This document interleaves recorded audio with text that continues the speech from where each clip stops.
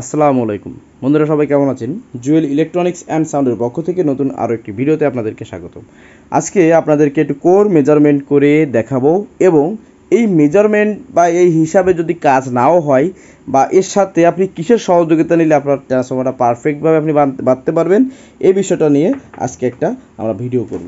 তো বন্ধুরা, প্রথমে আসুন এটা দিয়ে কীভাবে ক্রস সেকশন এরিয়া বের করতে হয়। অর্থাৎ এই যে ট্রান্সফর্মারটা দেখতে পাচ্ছেন, এই ট্রান্সফর্মারটার কত প্যাচে কত ভোল্ট পাবো। ধরেন 230 ভোল্ট বা 20 ভোল্টের জন্য আমার কত প্যাচ সংখ্যা লাগবে, আউটপুট কত ভোল্ট নিব তার জন্য কত প্যাচ সংখ্যা লাগবে ইত্যাদি। তো আসুন আজকের আমরা একটা ট্রান্সফর্মার তৈরি করব এবং এই ট্রান্সফর্মারটার ধরেন প্রাইমারি হবে, তো প্রাইমারি থাকবে 230 ভোল্ট এবং সেকেন্ডারি থাকবে 70 ভোল্ট 15 এম্পিয়ার। ঠিক আছে, তো এটা হচ্ছে বিষয়। এখন আসুন আমরা আগে পাক সংখ্যাটা বের করব যে কত প্যাচে কি হয়। তো বন্ধুরা, প্রথমে আমাদের একটা স্কেল নিতে হবে যেটা ইঞ্চি মেজারমেন্ট আছে। তো আমি প্রথমে এই ট্রান্সফর্মারটাকে মাপ দিচ্ছি। দেখুন 4.5 এম্পিয়ার। এখন কথা হচ্ছে 4.4 সেন্টিমিটার। দেখুন 4.45, তার মানে 4.5 সেন্টিমিটার হচ্ছে আমার এটা চওড়া আছে। এখন কথা হচ্ছে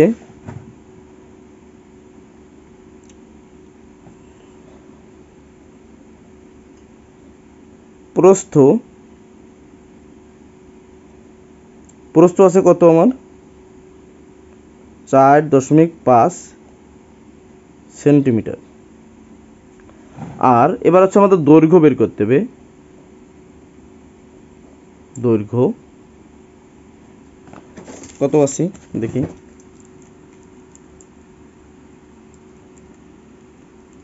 দৈর্ঘ্যটা আছে আমার 5 সেন্টিমিটার। 5 সেন্টিমিটার। এখন হচ্ছে কি, এখন আমাদের এই ক্ষেত্রে কিন্তু এটা কোনাকুনি হচ্ছে দৈর্ঘ্য গুণ প্রস্থর ক্ষেত্রে চলে যাবে এইভাবেতেই। এটা রাউন্ড শেপ ঠিক আছে, কিন্তু এই প্যাচটা যখন কাউন্ট হবে তখন কিন্তু এইরকমের কাউন্ট হবে না, এইরকম কাউন্ট হবে। তার মানে এটা দৈর্ঘ্য, এটা যদি প্রস্থ ধরা হয় এটা হবে দৈর্ঘ্য। অনেক ভাই অনেক সময় বলেন কি যে ভাই এটা তো গোল, তার দৈর্ঘ্য প্রস্থ কীভাবে হলো? ভাইয়া জায়গায় আসেন, বোঝেন, বুঝতে পারবেন, তখন আর প্রশ্ন করা লাগবে না।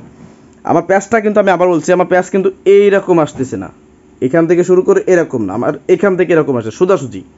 এক পাশ চিকুরে এক পাশ মোটার কারণে এটা সোজাসুজি করা লাগতেছে। এই পাশে বেশি ফাঁকা, এই পাশে কম ফাঁকা, তার মানে সোজাসুজি। তার মানে হচ্ছে এটা যদি দৈর্ঘ্য হয় এটা হবে প্রস্থ। তাহলে ক্ষেত্রফলের সূত্র হচ্ছে দৈর্ঘ্য গুণ প্রস্থ। তো বন্ধুরা, ক্ষেত্রফল ইকুয়াল টু দৈর্ঘ্য গুণ প্রস্থ।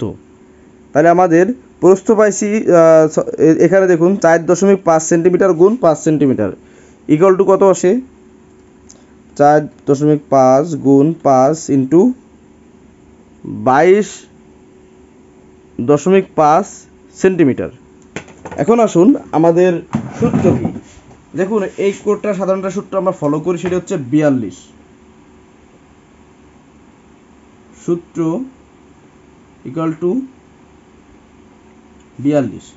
এই 42কে এই ক্ষেত্রফল দিয়ে ভাগ দিলে যেটা আসবে ওইটা হচ্ছে টার্ন পার ভোল্ট। অতএব TPV turn per volt equal two, একটু বাংলা ইংলিশ মিশরি ভালো লাগবে না, আমার বাঙালি না, 42 ভাগ 2.5 ইকুয়াল টু কত আসে দেখি, ইকুয়াল টু 42 ভাগ 2.5 ইন্টু 1.866। ঠিক আছে, এখন এটা 220 ভোল্টের জন্য কত হবে, 230 ধরে করি, 230 ইকুয়াল টু ভোল্ট গুণ turn per volt equal to প্যাচ সংখ্যা। তাহলে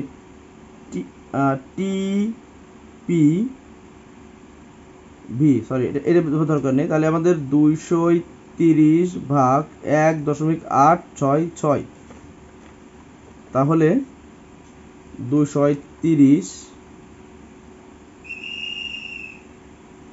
সরি এখানে একটা ভুল হয়ে গেছে বন্ধুরা, এটা হবে গুণ সংখ্যা, এটা হবে গুণ। মাথা খারাপ হয়ে গেছে, রাত বাজে কত এখন, প্রায় ধরেন 2:30-3টা বাজে, ঘুম আসছে। এটা কোনো বিষয় না। 230 গুণ 1.866, তাহলে 230 গুণ 1.866 equal to 429.18 equal to 430 page সংখ্যা দিলে এসি কনভার্ট হয়ে যাবে। ঠিক আছে, এই হচ্ছে বিষয়। তাহলে প্রাইমারি পেজ সংখ্যা আমার এই করে আসছে কত, 430 পেজ সংখ্যা দিলে হয়ে যাবে। এখন কথা হচ্ছে, এই অনেক সময় করে ম্যাগনেটিং ভালো হওয়ার জন্য, কপার ভালো হওয়ার জন্য, বা কোরের ম্যাগনেটিং খারাপ হওয়ার জন্য, বা কপার খারাপ হওয়ার কারণে অনেক সময় কী হয়, ম্যাগনেটিং ফিল্ড কম উৎপন্ন হয়, যে ক্ষেত্রে পেজ কম বেশি হয়। তো এই জন্য আপনারা কাজ করবেন, এখানে 430 পেজ সংখ্যা, তো আপনারা 350 পেজ সংখ্যা যখন আপনাদের হয়ে যাবে, আপনারা একটা 40 ওয়াট সিরিজে ধরবেন, দেখবেন বাল্বটা কতটুকু জ্বলে। ধরেন অনেক জ্বলতেছে, তাহলে আপনি আরও 50টা পেজ দিলেন। এই 50টা পেজ দেওয়ার পরে আপনি আবার সিরিজে ধরবেন। এখন যদি দেখেন আপনার সিরিজ হালকা একটু জ্বলতেছে, তাহলে বুঝবেন যে আপনারা 30 পেজ সংখ্যা দেওয়ার কোনো প্রয়োজন নাই। কারণ যে কোনো কারণবশত আপনার এখানে ম্যাগনেটিং ফিল্ড ভালো হওয়ার কারণে আপনার কিন্তু আর লাগতেছে না। এই জিনিসটা মাথায় রাখবেন। ক্যালকুলেশন এবং সিরিজ কানেকশন, সিরিজ ল্যাম্প, এই দুটো সমন্বয়ে যদি আপনার ট্রান্সফর্মার তৈরি করেন অনেক সুন্দর হবে। এবং সিরিজ ল্যাম্পে যখন চেক করবেন, অবশ্যই আমি রিকমেন্ড করব 230 থেকে 245-এর মধ্যে যেন আপনাদের ভোল্টেজটা থাকে, তাহলে আপনারা সুন্দর মেজারমেন্ট পাবেন এবং যে কোনো ভোল্টেজের সাথে আপনি খাপ খায় আপনাদের ট্রান্সফর্মারটি রানিং করতে সক্ষম হবেন। এখন আসুন 70-070-এর জন্য আমরা কত ভোল্ট দেবো। আমরা কিন্তু এখন এম্পিয়ার কোনো বের করিনি, কত এম্পিয়ার কত নাম্বার তার।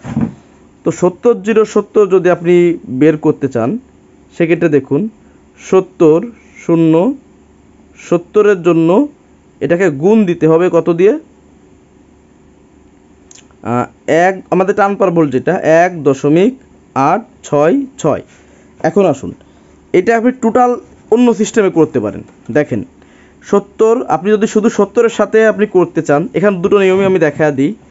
ধরেন আপনি শুধু 70-এর সাথে 70 ভোল্টের জন্য কত প্যাক সংখ্যা দেবেন, দেখেন 70 গুণ 1.866 ইকুয়াল টু 130.62, তো আপনি 130 0 এই সেম এই পাশেও 130 প্যাচ সংখ্যা।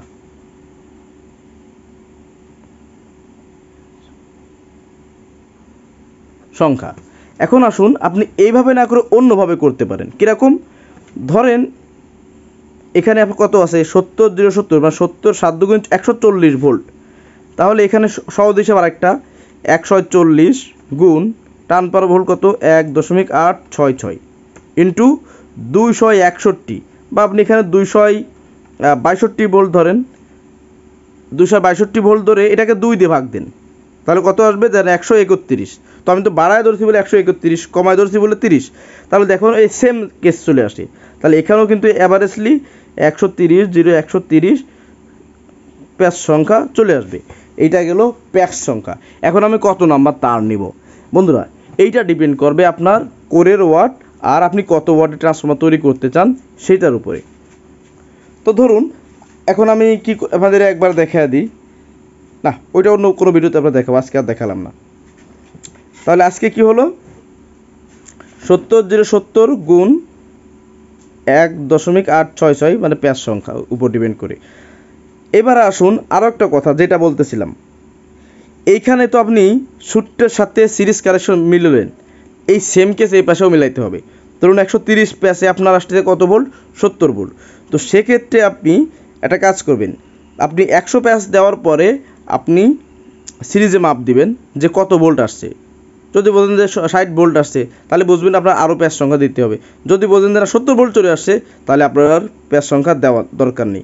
এভাবে কমিয়ে বাড়িয়ে মেপে কিন্তু করলে কিন্তু হয়ে যাবে। নেক্সট আর একটা পার্টে ভিডিওতে আপনাদের দেখাবো যে 70-0-70-এর জন্য কত ভোল্ট, কত অ্যাম্পিয়ার, মানে আপনার কত অ্যাম্পিয়ারের তার কীভাবে কী লাগাতে হয় ইত্যাদি। তো আজকের ভিডিওটা মূলত ছিল হচ্ছে কোরকে মানে আপনার কোর ক্যালকুলেশন। এই কোর ক্যালকুলেশনটা করে তারপর হচ্ছে আপনার এই পেজ সংখ্যা কিভাবে দেবেন, কিভাবে বাঁধবেন, এই হচ্ছে মূল ভিডিও। তো আজকে ভিডিওটা এই পর্যন্ত রাখলাম। আপনারা একটু চাইলে স্ক্রিনশট দিয়ে রাখতে পারেন বোঝার জন্য। দেখুন বন্ধুরা, আমি আগেই বলে নিচ্ছি, আমার হাতের লেখা ভালো না, আমি স্বীকার করতেছি। আর হাতের লেখা ভালো না তাই বলে এমন না মাথা খারাপ, মাথা অবশ্যই ভালো। কারণ অনেক ছাত্র আছে দেখবেন, আপনারা বলে নিই, অনেক ছাত্র দেখবেন হাতের লেখা মানে এ গ্রেড, ফার্স্ট ক্লাস, চায়নার মাস্টার কপিও না, একদম অরিজিনাল কোম্পানি, অথচ মেধা খারাপ, মাথায় ধরে না, ভুলে যায়। আর আমার হচ্ছে তার উল্টোটা, মোটামুটি মাথায় মাসালা একটু ধরে, কিন্তু শালার হাতের লেখা আমার ভালো না। হ্যাঁ, তো এটা হচ্ছে বিষয়, কোনো কথা কেউ মাইন্ডে নেবেন না। আমি বরাবর একটু রসিকতা করে কথা বলি, এইভাবেই চলি। তো সবাই ভালো থাকুন, সুস্থ থাকুন, আল্লাহ হাফিজ।